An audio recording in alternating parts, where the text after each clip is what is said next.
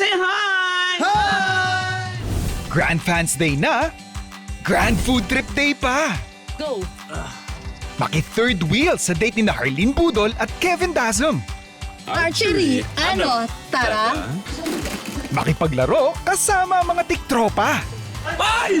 Ay, sorry! Sorry, hindi ko nakita! Ay, hindi ko nakita yun! At sumama sa star-studded na kainan with your favorite kapusong stars. This is a nice take on Halloween. Curious ako sa butterbeer. Sarili ko naman to na recipe.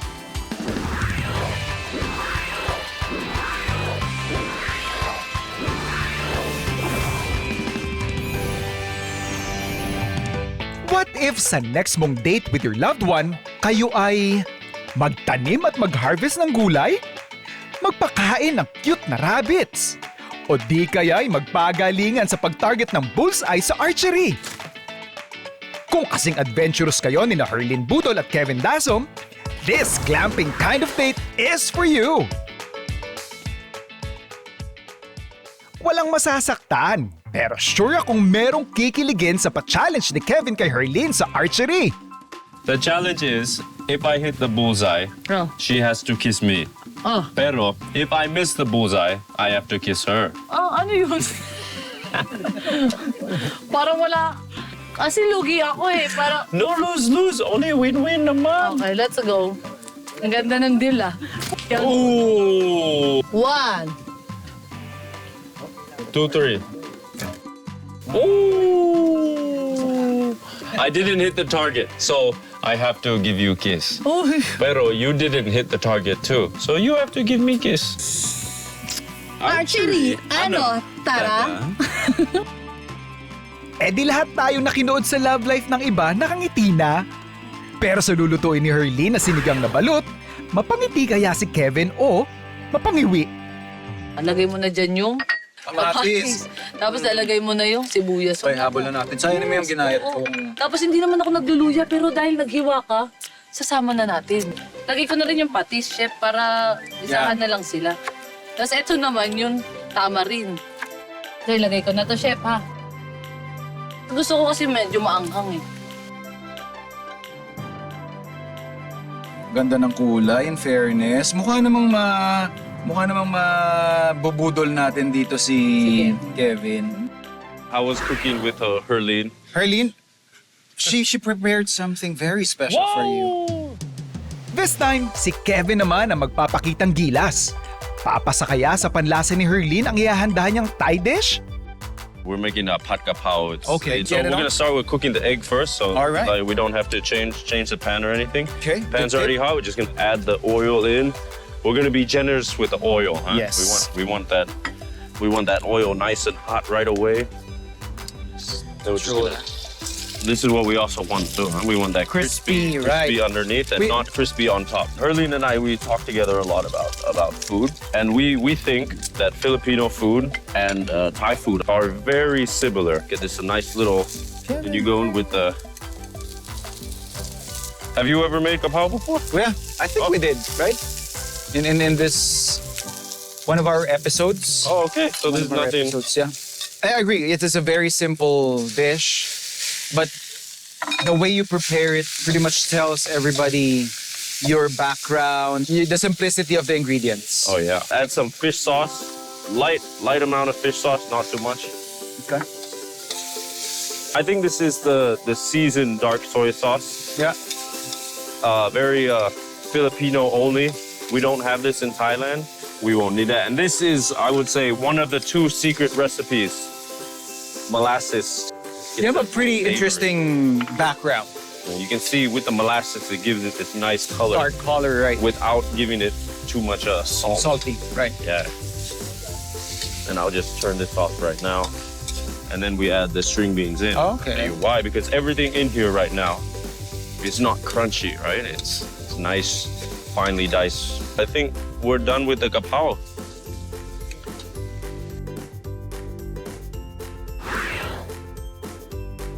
How do you eat this? Wait lang, I will teach you how to step by step para Step you by don't step, okay. arte-arte. There's hair. Oh. Sige na, nguyain mo na.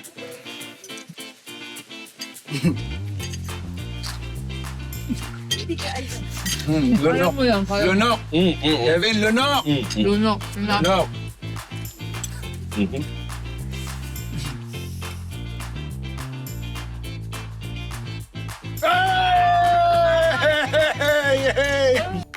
Kapag dumaan ang content niya sa feed mo, siguradong gugutumin ka sa makikita mo.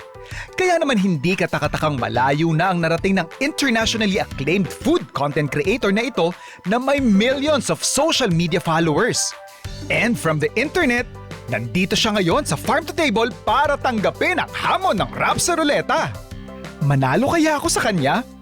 Hail to the Lumpia Queen herself, Abby Marquez! Please, Abby, paikutin mo na yung ating rap sa ruleta. Ano kaya ang ididikta ng ruleta? Sa pula, malalaman natin ang uri ng protina. Sa dilaw naman, kung ano ang paraan ng pagluluto. Baboy, ayan. Boy. Ang ating method of cooking. Yan. So, typical market basket lang ito na... Chef, alam mo ano yan? Oh. Lumpia yan eh. Oh, no? Sakto! Ba, lugi tayo dito ah. Chef, gusto mo mag-Battle of the Lumpias? Oh! Okay, game. Game? Game, sige. Battle of the Lumpias. Sige. Okay. Ma'am, order naman po ako ng giniling. Mga half kilo lang. Excuse me? Oy, oy, oy, oy, oy, oy, oy, oy, oy, oy, oy. Grabe. Siya na yung nag-set ng rules. Nagtatrash pa dito. Nagtatrash talk pa. Nambubuli. Kukuha po ako ng onti ng ground pork. Siguro mga 350 grams. Tsaka para sisig talaga siya, pig ears. Ma'am, pag may Abby Marquez na pumunta dito, bibili ng lumpia wrapper, sabihin niyo po sarado na. Lahat ng bibili niya, babayaran ko na lang. Saan? Ayun, lumpia wrapper. Hello po. Isa pong large. Sarado na? Totoo nga? Totoo nga po.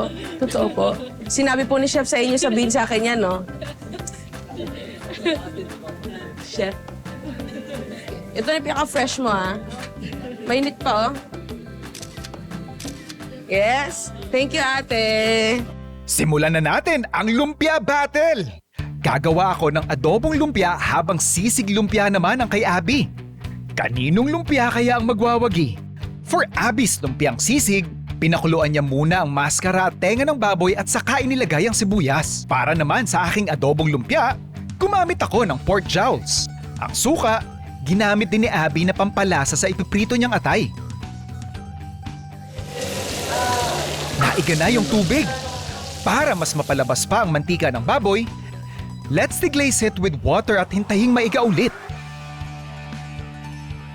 Para sa sauce ng sisig lumpia ni Abby, pinaghalo-halo niya ang sibuyas, pipino, kalamansi, suka, asin at asukal. At para sa palaman ng lumpia ni Abby, inihalo niya ang ground pork at white onions. Nilagyan din niya ng pampaanghang na red and green chilies. And then later, ibamash pa natin tong atay, tsaka suka. Yun yung gagamitin natin pampalasa nito.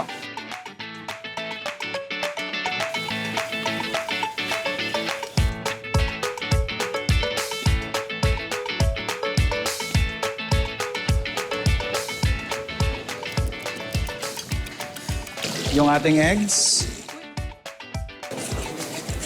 Rice in. Siyempre yung pinantimpla natin doon yung pinagkatasan ng baboy natin kanina para kabit na kabit yung lasa ng baboy. Sa lumpia, number 1 na binabantayan ni Abby ang temperature ng oil to make sure na sakto ang pagkakaluto nito. Frying always away from you. Kaya naman pala sa'yo ang corona, Abby! Good job!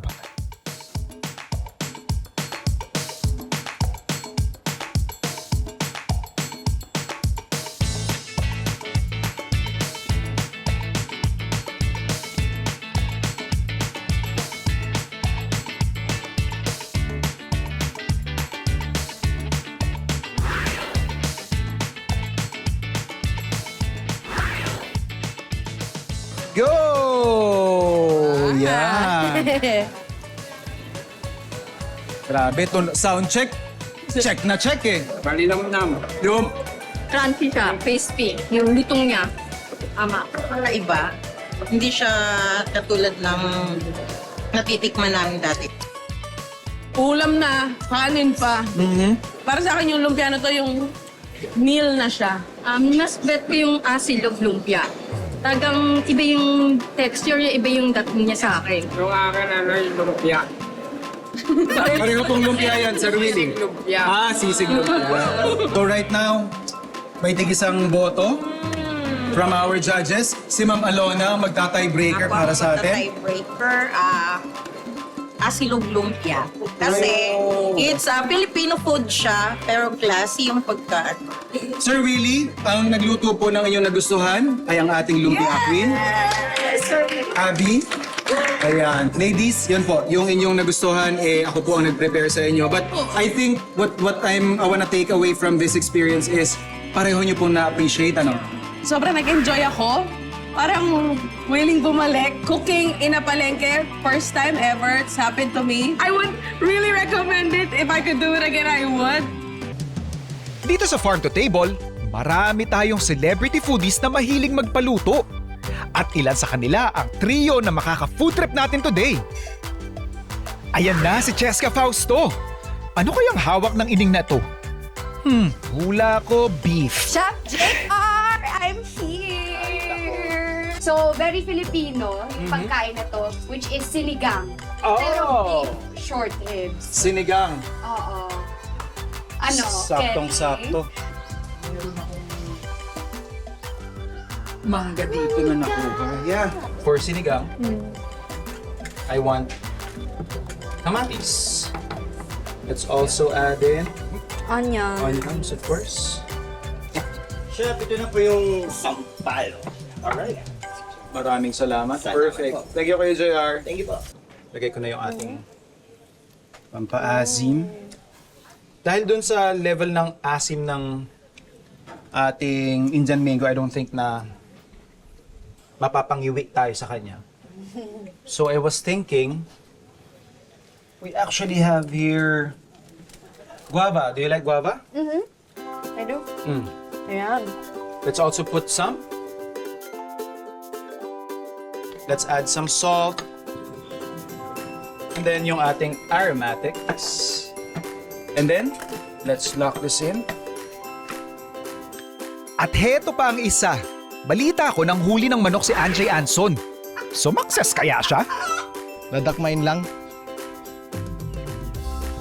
Wait lang.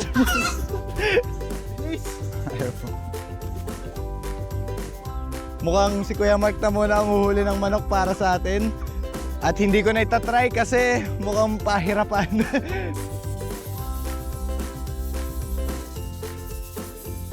Chef! May regalo ako sa'yo, brother! Ayan, no? Ako naman, gusto ko magpaluto ng adobong manok. Classic lang tayo. May gizzard. I love Yes. it. Yes. Na. Kailangang meron sa adobo, bawang, then yung ating suka. Okay. Okay.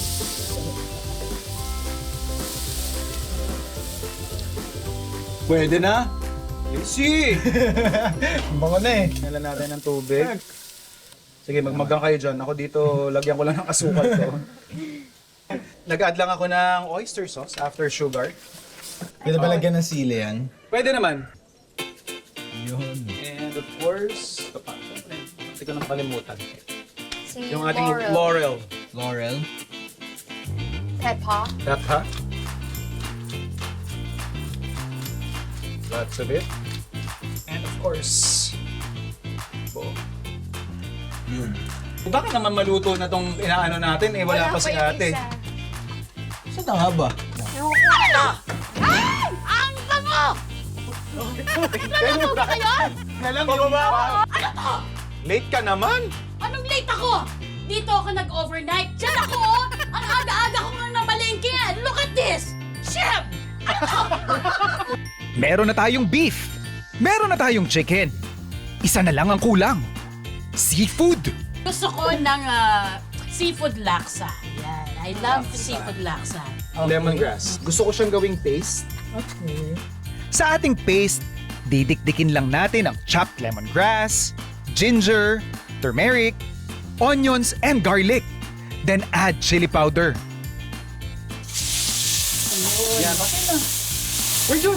Wala. For this one, gumamit tayo yun yung shrimp heads. To balance everything out, let's put in our coconut cream. Yes! Wow. Yan. And, syempre, hindi yan laksa kung wala yung ating starch component, which is yung ating noodles. Well, we're using bihon kasi syempre, wala naman tayong laksa noodles dito.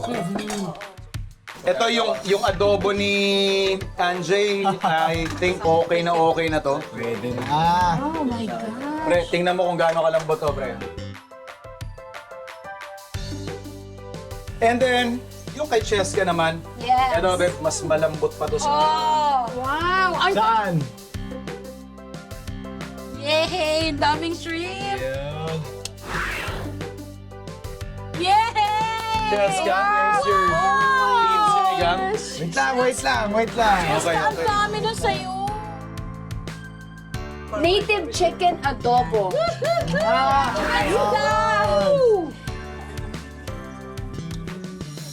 Oh my gosh, ang sarap. Kita mo? Grabe, Alright. oo.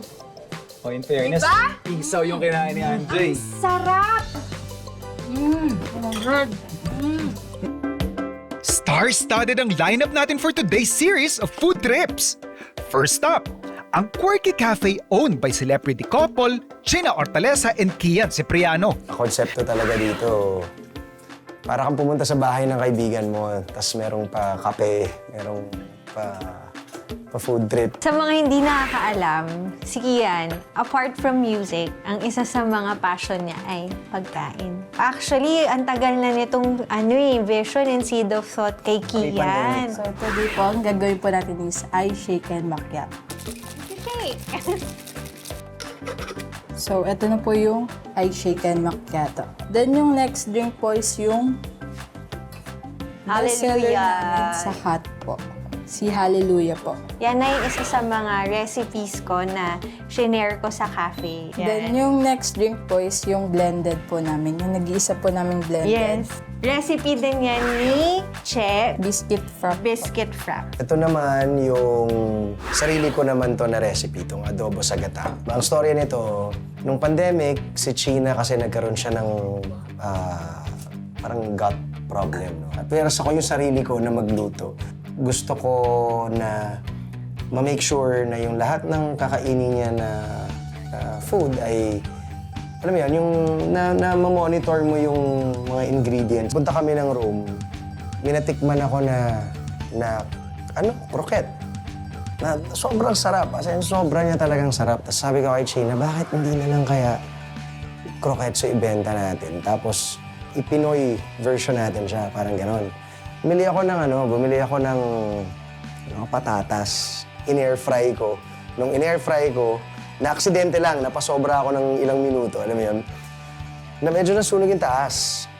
Tapos nung kinain namin, parang, uy, ito yung perfect na timpla nito, yung crispy yung labas, tapos sobrang lambot nung loob.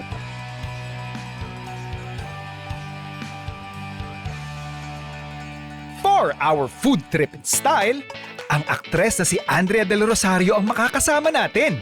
Hindi lang daw sense of taste ang paggaganahin dito, kundi pati fashion sense. The Grand House was intended to be a furniture shop. It all happened when a misordered mannequin arrived at my doorstep. So, nagulat ako kasi supposedly, furniture shop siya, kaya siya house. Of course, meron din tayong surprise sa taas na we don't just serve fashion, but we want our guests to also taste it. Ceviche, so para siyang kinilaw. Yes. Medyo spicy. The colors of the pasta is made with superfoods like beetroot, yung red color niya. The green one is the spinach.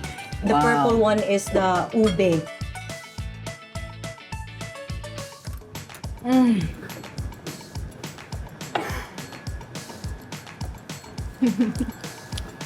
Guys, nawawalan ako ng adjective. Sarap eh. Ang sarap naman ito. Nakaisip kami ng way to make it more creative and fashionable with the color combination that we use. The steak. So, ang hirap niyang lutuin. You know what I mean? Kala mo ilalagay mo lang siyang ganon. But, yeah, it takes a certain skill to cook it right. Salted egg cheesecake. Served with? Salted caramel hickory. Pangalan pa lang, Medyo pangmaya na. smoky yung aming caramel. Yes!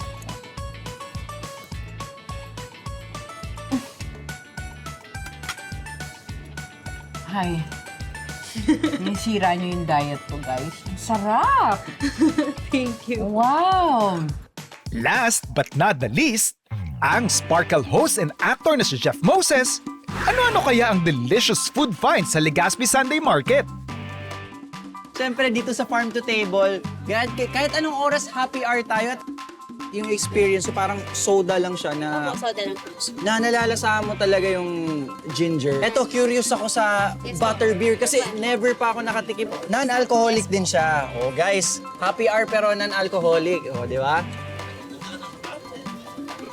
Naku, kung ikaw ay matamlay sa ganitong oras, pag umiinom ka nito, naku, magigising ka kasi matamis siya at the same time, oo, para kang umiinom ng energy drink. Tapos meron kayong watermelon, fried watermelon right here. Ala kwek-kwek style. Ala kwek-kwek style. So may Filipino blend pa rin. Ready, say wow! Wow! Ang mga tiktropa, hindi lang mag-iingay, makikigulo rin sila sa kusina. Una na riyan si Sean Lucas na namimiss ang kanyang go-to Davaoeño dish. Well, Sean, your dish is my command. Yung hito natin, just seasoned it with salt, pepper, tapos cornstarch and some onion garlic powder. Specifically used rice wash doon sa ating pinaka-base ng ating sabaw. So nilagay ko na yung ating luya, kamatis, tsaka yung ating bawang. Exciting! Season lang natin ng patis. Kalbos ng sili. Si Waki Kiray, ipapakita ang kanyang pagka-Oragon sa pamamagitan ng kanyang very own ginataang langka. Perfect. Chef, pwede na to. Okay. Baboy naman. Ay, nung una ko lagi bawang. Alright.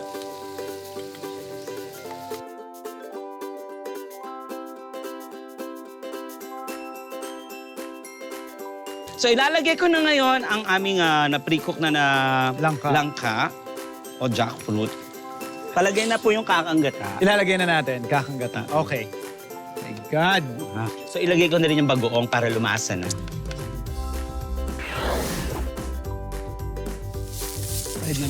From one Oragon to another, may entry din si Alin Ansay. Ipamamalas niya ang Bicol Express na kanyang lola. So ako kasi chef, yung Bicol Express ko, marami talaga ako maglagay ng bawang. Nice. Tapos syempre, Bicol Express, may luya. Yeah. Ayun, medyo nag-aano na po. Nag-brown na. Tatawag na siya ng gata. Tama, gata po. Ayan, nilalagay na po natin yung bagoong. Ilalagay na natin, okay. Actually, lumabas na yung mantika ng gata. Yan. Yung mantika ng baboy tsaka yung mantika nung kakanggata natin lumabas na. Wow. Siyempre, chef, ilalagay na po natin yung ating sili. Okay. Oh, total, mahilig naman po tayong lahat sa mga... Yes, at saka Kiber, sorry kayo. Oh. Bago magkainan, maglaro muna tayo kasama ang mga tiktropa. Ready, get, set, go! Okay! Oh, jump rope! Go, chef! Go, chef! Siyempre, ang mga pro, and this is it. Hoy! Malapit na, labong tayo. Di ba? Go! Sige, okay lang. Mas tayo ka lang dyan, Alin. Ay, sumabit! Sumabit! Kayan. O, cheer! Ay, isa pa! Pasok! Sige, tuloy siya na ta. Okay. Boys. Ikaw na. Ikaw na muna, ikaw na. Ikaw na.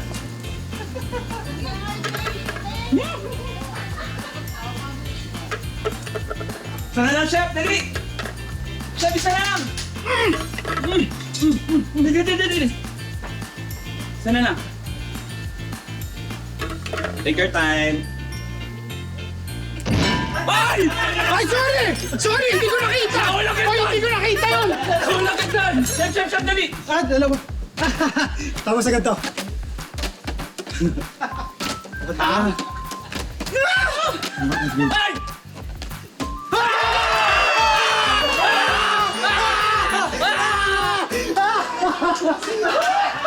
This is what you call an adventure. Yeah. Food adventure. Dito lang yan lagi. Sa farm to table. Hey! Big team! Big team!